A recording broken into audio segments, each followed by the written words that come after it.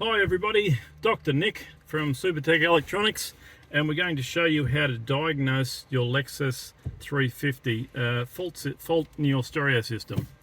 Now the first thing you're going to want to do is turn your ignition to the on position, and then you're going to hold the menu button and flick your headlights 3 times nice and slowly until it goes into this fault diagnostics.